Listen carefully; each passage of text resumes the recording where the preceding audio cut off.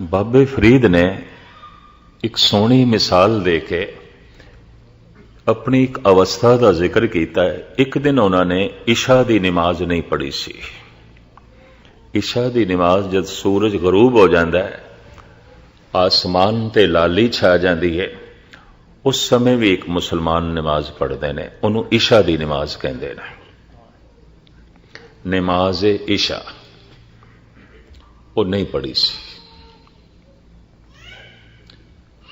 ਕੁਛ ਸਰੀਰ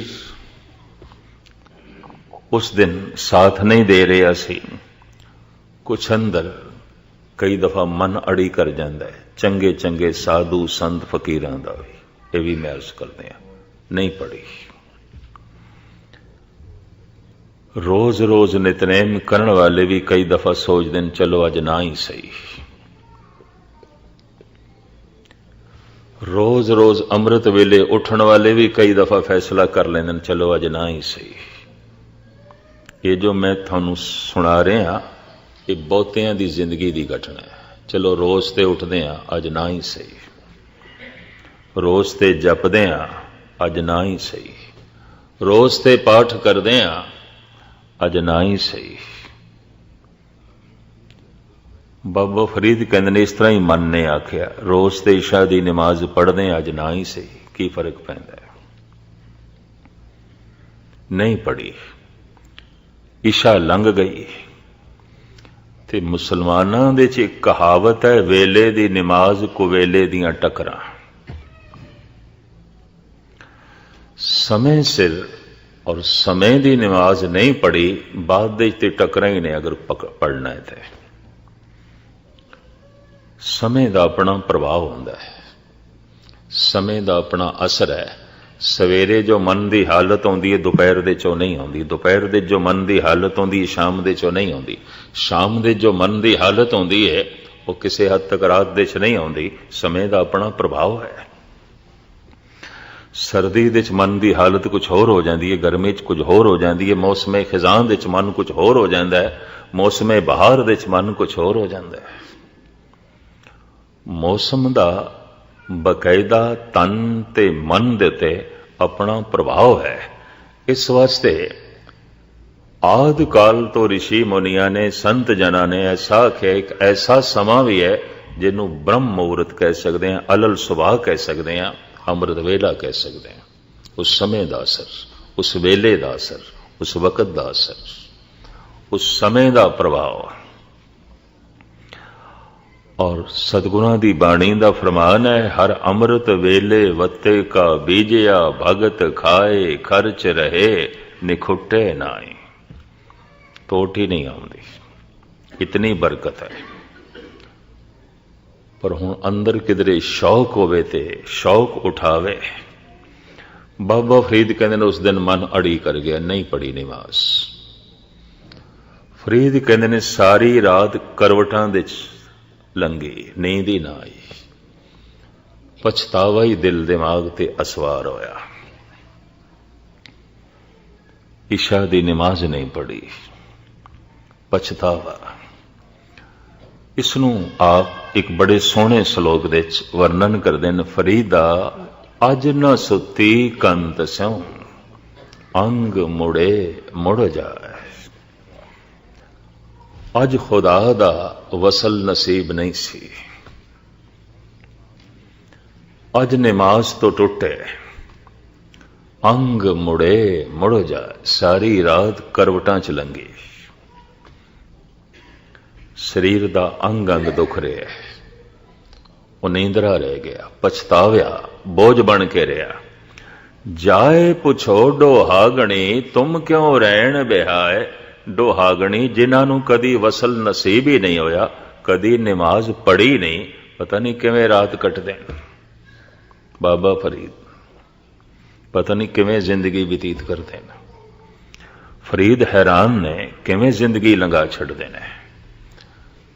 ਜਦ ਕਦੀ ਕਿਸੇ ਨੂੰ ਅਭਿਆਸ ਦੀ ਥੋੜੀ ਝਲਕ ਮਿਲਦੀ ਹੈ, ਉਹਦੇ ਅੰਦਰ ਇੱਕ ਤਰਸ ਵੀ ਪੈਦਾ ਹੋ ਜਾਂਦਾ ਹੈ, ਪਤਾ ਨਹੀਂ ਇਹ ਸਿੱਖ ਨਿਤਨੇਮ ਤੋਂ ਬਿਨਾਂ ਕਿਵੇਂ ਦਿਨ ਕੱਟ ਲੈਂਦਾ ਹੈ, ਇਹ ਜਪ ਤੋਂ ਬਿਨਾਂ ਦਿਨ ਕਿਵੇਂ ਗੁਜ਼ਾਰ ਲੈਂਦਾ ਹੈ। ਇਹ ਗੁਰਬਾਣੀ ਦੇ ਪਾਠ ਤੋਂ ਬਿਨਾ ਸਮਾਂ ਕਿਵੇਂ ਕੱਟ ਲੈਂਦਾ ਹੈ। ਉਸ ਦੇ ਅੰਦਰ ਦਇਆ ਵੀ ਪੈਦਾ ਹੁੰਦੀ ਹੈ, ਹੈਰਾਨਗੀ ਵੀ ਪੈਦਾ ਹੁੰਦੀ ਹੈ। ਲੇਕਿਨ ਐਸੀ ਅਵਸਥਾ ਚੰਗੇ ਤੋਂ ਚੰਗੇ ਅਭਿਆਸੀਆਂ ਦੀ ਵੀ ਬਣਦੀ ਹੈ, ਕਦੀ ਮਨ ਅੜੀ ਕਰ ਜਾਂਦਾ ਹੈ। ਇਹ ਵੀ ਮੈਂ ਅਰਜ਼ ਕਰਦੇ ਹਾਂ। ਹੁਣੇ ਹੀ ਮੈਨੂੰ ਚਾਕਰ ਸਾਹਿਬ ਇੱਕ ਗਾਥਾ ਸੁਣਾ ਰਹੇ ਸਨ ਕਮਰੇ ਵਿੱਚ। ਬਾਬਾ ਸੁੰਦਰ ਸਿੰਘ ਅਲੀ ਬੇਗ ਦੀਆਂ ਗੱਲਾਂ ਚਲੀਆਂ। ਇੱਕ ਬ੍ਰਹਮ ਗਿਆਨੀ ਆਤਮਾ ਜੋ ਦੇਸ਼ ਦੀ ਵੰਡ ਤੋਂ ਪਹਿਲੇ ਸਰੀਰ ਛੋੜ ਗਏ ਸਨ, ਔਰ ਵਾਕਈ ਭੇਜੀ ਹੋਈ ਆਤਮਾ ਜਿਸ ਮਹੱਲੇ ਚੋਂ ਲੰਘ ਜਾਣ ਮੁਸਲਮਾਨ ਵੀ ਸਜਦਾ ਕਰਦੇ ਸਨ, ਝੁਕ ਜਾਂਦੇ ਸਨ। ਔਰ ਹਰ ਮੁਸਲਮਾਨ ਕਹਿੰਦਾ ਸੀ ਜ਼ਿੰਦਗੀ 'ਚ ਇੱਕ ਪੀਰ ਦੇਖਿਆ, ਜ਼ਿੰਦਗੀ 'ਚ ਇੱਕ ਵਲੀ ਦੇਖਿਆ। ਬੇਦੀ ਖਾਨਦਾਨ ਚੋਂ ਸਨ। ਅੱਠੇ ਪੈਰ ਭਜਨ ਦਾ ਰੂਪ। ਭਜਨ ਕਿਸ ਨੂੰ ਕਹਿੰਦੇ ਨੇ? ਬਾਬਾ ਸੁੰਦਰ ਸਿੰਘ ਨੂੰ ਵੇਖ ਲਈਏ। ਬੰਦਗੀ ਕਿਸ ਨੂੰ ਕਹਿੰਦੇ ਨੇ? ਉਹਨਾਂ ਦੀ ਤਰਜ਼ੇ ਜ਼ਿੰਦਗੀ। ਤੇ ਚਾਕਰ ਸਾਹਿਬ ਅੱਜ ਮੈਨੂੰ ਦੱਸ ਰਹੇ ਸਨ, ਸੁਲਝੇ ਵਿਦਵਾਨ ਨੇ, ਜਾਪ ਸਾਹਿਬ ਬਕਾਇਦਾ ਇਹਨਾਂ ਨੇ ਟੀਕਾ ਤੇ ਵਿਆਖਿਆ ਬੜੀ ਸੁੰਦਰ ਲਿਖੀ ਹੈ। ਗੁਰਦੁਆਰਾ ਸ਼੍ਰੋਮਣੀ ਗੁਰਦੁਆਰਾ ਪ੍ਰਬੰਧਕ ਕਮੇਟੀ ਨੇ ਉਹ ਛਾਪੀ ਹੈ। ਮੁਖਤਸਰ ਮੈਂ ਅਰਜ਼ ਕਰਾਂ, ਇਹ ਕਿਧਰੇ ਉਹਨਾਂ ਕੋਲ ਰਹੇ ਨੇ। ਮੈਂ ਤੇ ਕਿਧਰੇ ਇਹਨਾਂ ਨੂੰ ਇੱਕ ਸੁਣੀ ਸੁਣਾਈ ਗਾਥਾ ਸੁਣਾ ਬੈਠਾ, ਬਜ਼ੁਰਗਾਂ ਕੋਲ ਜਿਹੜੇ ਅਜੇ ਵੀ ਜ਼ਿੰਦਾ ਨੇ। ਇੱਕ ਮੁਸਲਮਾਨ ਫਕੀਰ ਸੀ ਡੇਰੇ ਦੇ ਕੋਲ। ਉਹ ਬਾਬਾ ਸੁੰਦਰ ਸਿੰਘ ਜਦ ਰੋਟੀ ਲਿਆਨ ਤੇ ਖਾਂਦਾ ਸੀ, ਉਂਝ ਨਹੀਂ ਖਾਂਦਾ ਸੀ। ਤੇ ਬਾਬਾ ਸੁੰਦਰ ਸਿੰਘ ਇੱਕ 3 ਦਿਨ ਬਿਮਾਰ ਰਹਿ ਗਏ। ਰੋਟੀ ਨਹੀਂ ਪਹੁੰਚਾਈ, ਨਹੀਂ ਖਾਧੀ ਉਹਨਾਂ ਨੂੰ। ਮੀਰਪੁਰ ਦੀ ਉਹ ਬੋਲੀ ਬੋਲਦਾ ਹੁੰਦਾ ਸੀ। ਰਾਵਲਪਿੰਡੀ ਤੇ ਕਸ਼ਮੀਰ ਦੀ ਬੋਲੀ ਦੀ ਝਲਕ ਸੀ ਉਸਦੀ। ਮੁਸਲਮਾਨ ਆ ਕੇ ਤਰਲੇ ਲੈਣ, ਫਕੀਰ ਸਾਈਂ ਰੋਟੀ ਖਾਓ। ਤੇ ਬਾਬਾ ਸੁੰਦਰ ਸਿੰਘ ਜੀ ਨੂੰ ਤਹਿਸੀਲਦਾਰ ਕਰਕੇ ਬੁਲਾਉਂਦਾ ਸੀ। ਮੈਂ ਕੀ ਤਹਿਸੀਲਦਾਰ ਆਵੇਗਾ ਖਿਲਾਵੇਗਾ, ਉਂਝ ਨਹੀਂ। ਬੋਲੀ ਉਧਰ ਦੀ ਬੋਲਦਾ ਸੀ। ਮੇਰਾ ਤਹਿਸੀਲਦਾਰ ਆਏਗਾ ਖਿਲਾਏਗਾ, ਉਂਝ ਨਹੀਂ। ਔਰ ਗਜ਼ਬ ਦੀ ਗੱਲ, ਜਿਸ ਦਿਨ ਉਸਨੇ ਚਲਾਣਾ ਕਰਨਾ ਸੀ, ਜਾਣਾ ਸੀ, ਬਾਬਾ ਸੁੰਦਰ ਸਿੰਘ ਤੋਂ ਕੁਝ ਅਰਸਾ ਪਹਿਲੇ ਗੁਜ਼ਰ ਗਿਆ। ਤੇ ਬਾਬਾ ਸੁੰਦਰ ਸਿੰਘ ਨੂੰ ਬੁਲਾ ਕੇ ਕਹਿਣ ਲੱਗਾ, ਅੱਜ ਮੇਰਾ ਵਿਆਹ ਵੇ, ਮੇਰੇ ਵਾਸਤੇ ਨਵੇਂ ਕੱਪੜੇ ਲਿਆ।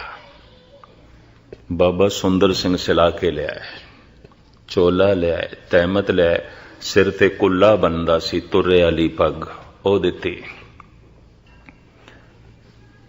ਤੇ ਫਿਰ ਕਹਿਣ ਲੱਗੇ, ਫਕੀਰ ਸਾਈਂ ਮੈਨੂੰ ਪੈਰੋਂ ਨੰਗਾ ਭੇਜਣਾ ਹੀ ਖੁਦਾ ਦੇ ਘਰ, ਮੇਰੇ ਲਈ ਜੁੱਤੀਆਂ ਵੀ ਲਿਆ।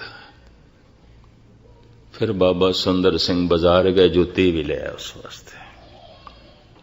ਬਸ ਜੁੱਤੀ ਪਹਿਨੀ ਤੇ ਇੰਜ ਸਲਾਮ ਕਰਕੇ ਚਲਾਣਾ ਕਰ ਗਿਆ। ਜਾਂਦਾ ਰਿਹਾ ਉਹ ਫਕੀਰ। ਬਾਬਾ ਸੁੰਦਰ ਸਿੰਘ ਉਸ ਦੀਆਂ ਰਮਜ਼ਾਂ ਜੋ ਹੈ ਜਾਣਦੇ ਸਨ। ਚਾਕਰ ਸਾਹਿਬ ਅੱਜ ਮੈਨੂੰ ਦੱਸਣ ਲੱਗੇ ਵੀ ਬਾਬਾ ਸੁੰਦਰ ਸਿੰਘ ਦਾ ਵੀ ਮਨ ਇੱਕ ਦਿਨ ਅੜੀ ਕਰ ਬੈਠਾ। ਅੰਮ੍ਰਿਤ ਵੇਲਾ ਸੀ ਤੇ ਸੀਤ ਲਹਿਰ ਚੱਲ ਰਹੀ ਸੀ, ਬਹੁਤ ਠੰਡ, ਕਿਉਂਕਿ ਕਸ਼ਮੀਰ ਦੀ ਘਾਟੀ ਦੇ ਥੱਲੇ ਹੀ ਸੀ ਅਲੀ ਬੇਗ। ਭਾਵੇਂ ਨੇੜੇ ਗੁਜਰਾਤ ਤੇ ਜੇਲਮ ਜ਼ਿਲ੍ਹਾ ਲੱਗਦਾ ਸੀ, ਪਰ ਇਹ ਕਸਬਾ ਕਸ਼ਮੀਰ ਦੇ ਚ ਪੈ ਜਾਂਦਾ ਸੀ। ਆਖਰੀ ਕਸਬਾ, ਅੱਗੋਂ ਪੰਜਾਬ ਸ਼ੁਰੂ ਹੋ ਜਾਂਦਾ ਸੀ। तो ठंड काफी सी। मन अड़ी कर गया। इतनी शीत लहर है, और उस जमाने सतपुरुष इस तरह दी आत्मावां करीबन करीबन ठंडे पानी नाल नहांदियां सन। गर्म पानी का रिवाज ही नहीं सी। ये तो सहजे सहजे सब कुछ बदले। भाई शीत लहर है, ठंड है, पानी बड़ा ठंडा है, अज नहीं नहांदे।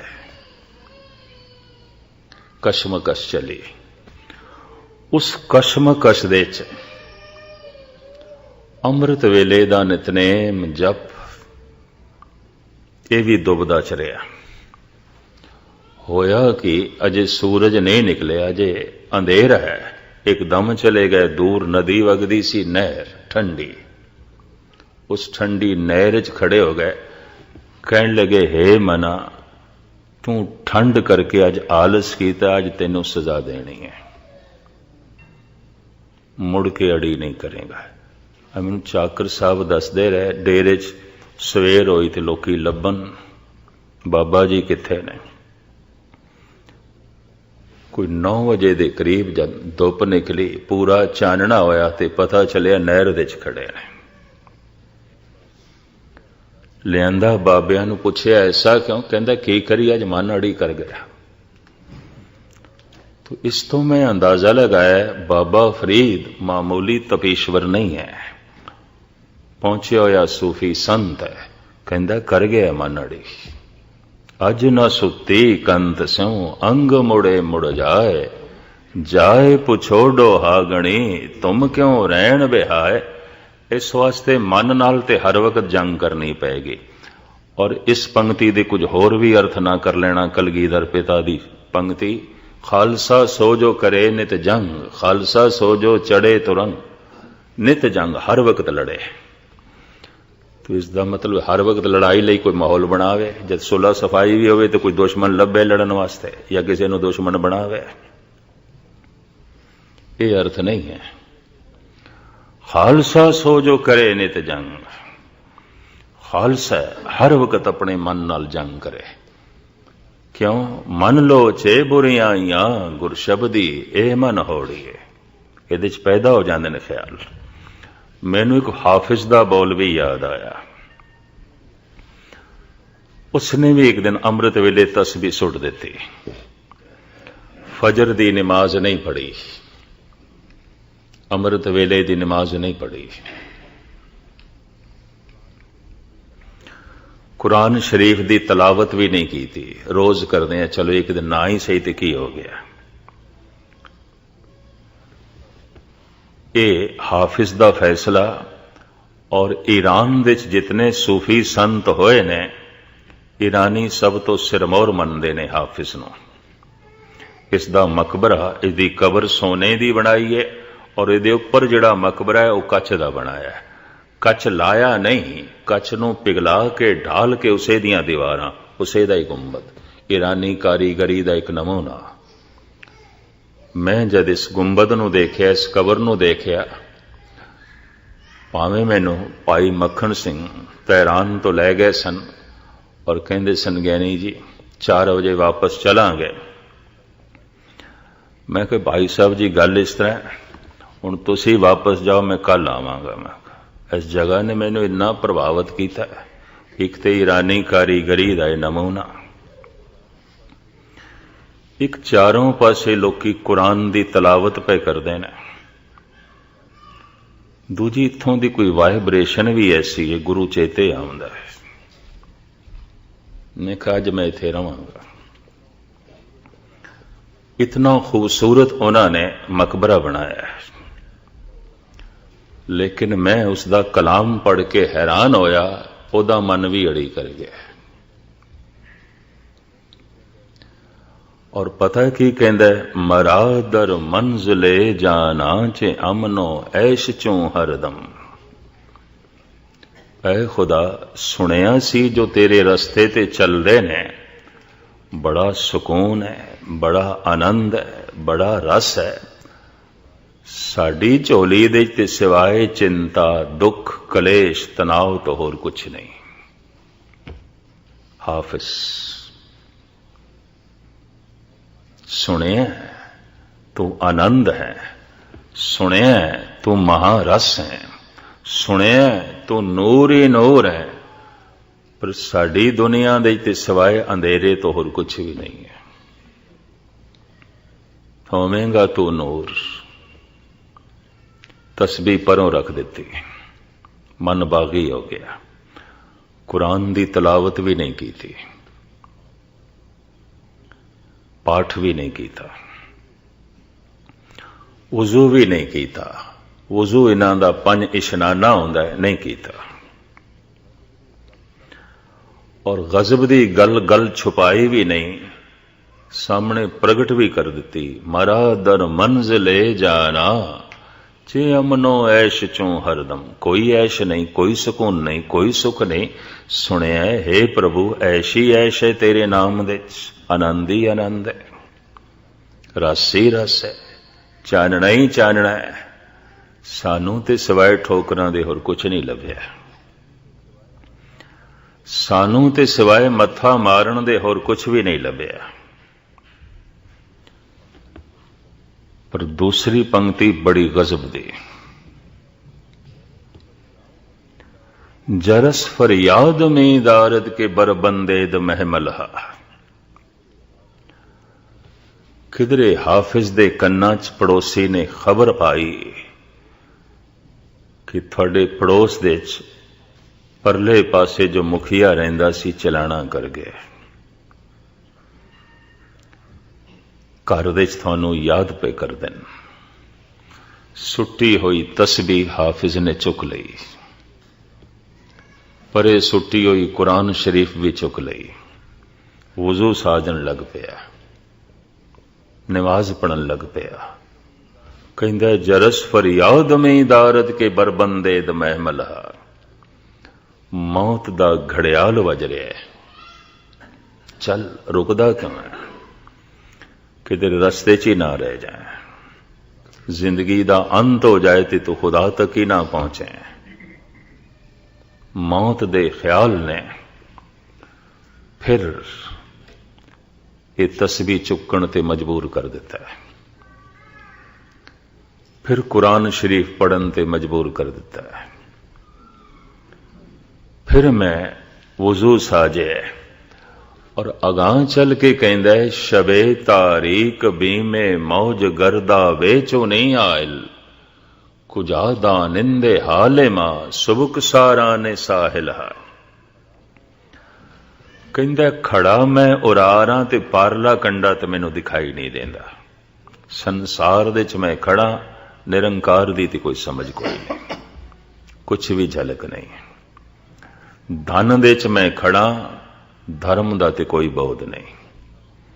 पदार्थां दे च मैं बैठा हां, परमात्मा दी ते कोई समझ नहीं। प्रभाव दे च जी रहा मैं संसार दे, खुदा दा ते कोई प्रभाव नहीं। परला कंडा मैनू नहीं दिखाई देंदा, भाव खुदा नहीं दिखाई देंदा, कुछ समझ नहीं, कुछ पता नहीं। शबे तारीक बीमे मौज गर्दा वेचो नहीं आयल, पारला कंडा भी नहीं दिखाई देंदा ते शबे तारीक रात भी हनेरी है, ते दरिया दे च घुमण घेरी भी बड़ी है, ते पार जाण दे शौक करके भावें कंडा मैनू नहीं दिखाई देता। खुदा दा एक शौक, भावें खुदा दी समझ कोई नहीं। चल पिया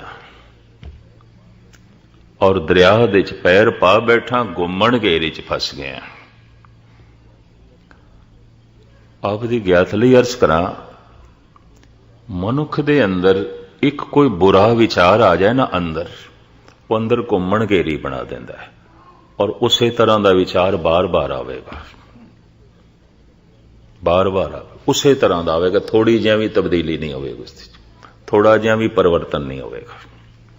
वो अपनी रेखा बना जाता है, वो अपना घेरा बना जाता है। जरूर सोचना, अंदर झात मारना, गुस्ताखी माफ। एक बुरा विचार आ जाए, जिस ढंग का आया है पहली दफा, हुण जो पहली दफा आया है बार बार आएगा, क्योंकि घेरा बन गया है, उन्हें अपना दायरा बना लिया है, उसने अपनी जगह बना ली है, हुण बार बार आएगा और उसे तरह ही आएगा, बिना तब्दीली तो आएगा। जो थोड़े बहुत कदी अंतर्मुखी होंदे होवन, सिर्फ गुरुद्वारा मनोरंजन ही नहीं, समा पास करने का ढंग नहीं, कदी कदी जो जात मारदे उन्होंने रोंदे ने ऐसे पुरुष। एक बुरा विचार आया है, दायरा बन जाता है, घेरा बन जाता है और मुड़ मुड़ के वो विचार उसे दायरे च घूमता है। दिन दे कई कई दफा आवेगा, शायद रात नूं सुपनियां च भी आवे। ये फकीर कहंदा है, पारला कंडा दिखाई नहीं देंदा, घुम्मण घेर च मैं फसिया ते दूसरा नाल भी मेरे कोई नहीं। जिहो जिहां दी बंदगी मैं कर रहा, मेरा कोई साथी भी नहीं है। कर्मकांडी लोग लभदे ने, किसी दी कोई कामना, किसी दी कोई कामना, किसी दी कोई इच्छा, किसी दी कोई इच्छा। इस तरह दे खुदा दे मार्ग दे ते चलदे लोग दिखाई देंदे ने। मैनूं तो कोई साथी भी नहीं दिखाई देंदा जिस दे अंदर सिर्फ खुदा दी इच्छा होवे, होर कुछ भी नहीं। खुदा ही चाहिदा है।